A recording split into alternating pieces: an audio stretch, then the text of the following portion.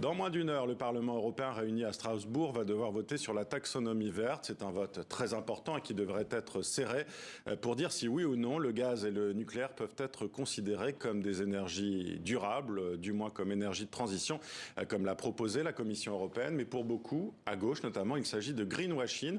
On est avec Pierre Larrouturou à Strasbourg, député européen dans le groupe socialiste. Pierre Larrouturou, selon vous, qui va remporter ce vote ? En tout cas, pas ceux qui souffrent du dérèglement climatique. On va voir, on va se battre, on ne sait pas encore comment sera fait le vote. Mais il faut rappeler ce qu'est le dérèglement climatique aujourd'hui. En France, il y a 62 départements en état de sécheresse, 62 départements où les paysans ne peuvent pas arroser les cultures. Il y a quelques jours en Italie, il y a un glacier qui s'est effondré après une canicule, sans doute une dizaine de morts. Il y a un an, en Belgique, en Allemagne, 200 morts dans les inondations. On connaît tous des Belges, des Allemands qui ont perdu quelqu'un. Et pour ceux qui ne s'intéressent pas à la vie et à la mort des gens, ceux qui s'intéressent seulement aux chiffres, je suis membre de la commission des budgets et je montre souvent ce graphique. C'est le nombre d'événements climatiques extrêmes depuis 30 ans. Le nombre d'événements climatiques qui ont des conséquences économiques a déjà presque triplé. Donc il est temps de changer notre modèle de développement et il est temps de dire que les énergies polluantes, celles qui font du CO2 comme le gaz, comme le pétrole, il faut stopper des nouveaux forages.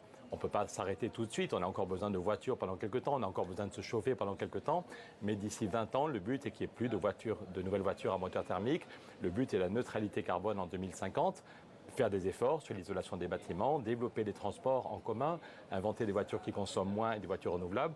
Et donc ce qu'on dit, on est très nombreux à dire, d'ailleurs c'est ce qu'avaient dit les scientifiques. Il y a eu un travail pendant 2 ans de scientifiques qui dit le gaz et le nucléaire ne sont pas des énergies propres. Et c'est Emmanuel Macron, c'est un lobbying d'Emmanuel Macron et de quelques pays de l'Est de l'Europe qui ont imposé depuis septembre dernier de remettre le gaz et le nucléaire. Et on est très nombreux à dire que c'est un très mauvais signal, c'est du greenwashing, c'est une vision caricaturale des choses. Pierre Larrouturou, la Commission européenne explique qu'il ne faut pas caricaturer sa proposition et que, bien sûr, selon elle, le gaz n'est pas une énergie verte, mais qu'il peut être considéré comme énergie de transition s'il remplace le charbon plus polluant. Qu'est-ce que vous en pensez, vous, de cette position ? Mais on dit à nos amis que pendant qu'il y a la guerre en Ukraine, évidemment, il faut qu'on trouve des solutions. D'abord pour faire stopper la guerre, c'est l'horreur en Ukraine, vous venez de le redire, et que c'est pas choquant si pendant 1 an ou 2 ans, on utilise de nouveau du gaz ou du charbon pour faire de l'électricité. Ça, c'est la transition pendant 1 an ou 2 ans. Mais la taxonomie, elle doit nous guider pour les 30 ans qui viennent. Le but, je répète, c'est zéro carbone en 2050. Or là, on nous propose de dire que ce qui serait green, des investissements dans le gaz, même jusqu'en 2030, qui après ça vont durer 30 ans ou 40 ans. Donc ça veut dire que si ce texte passe, ça donne l'impression que tout va bien s'il y a des nouvelles usines à gaz, des nouveaux investissements dans le gaz qui vont jusqu'en 2070. C'est juste scandaleux. Donc on va tout faire pour que ce vote ne passe pas.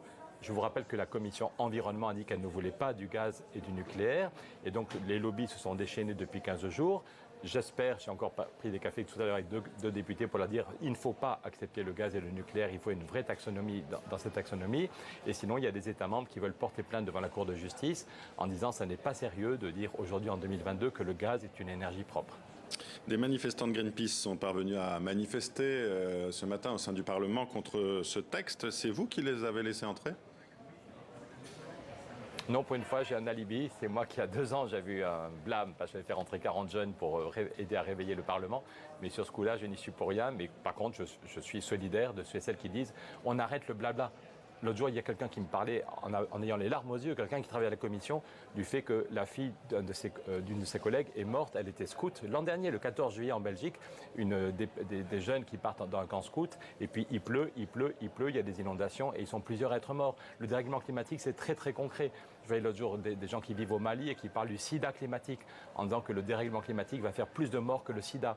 Donc il faut arrêter le blabla. Et d'ailleurs, Frans Timmermans, hier, le vice-président chargé du Green Deal, a dit que si ça ne tenait qu'à lui, le gaz et le nucléaire ne seraient pas dans la taxonomie.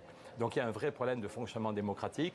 Quand la commission environnement du Parlement dit qu'il ne faut pas le gaz et le nucléaire, quand les scientifiques qui ont travaillé pendant 2 ans disent qu'il ne faut pas le gaz et le nucléaire comme énergie propre, et que c'est Emmanuel Macron, on a la preuve puisque l'ambassadeur de France en Tchéquie était tout content de dire qu'il y avait un accord pour rajouter le gaz et le nucléaire en septembre dernier.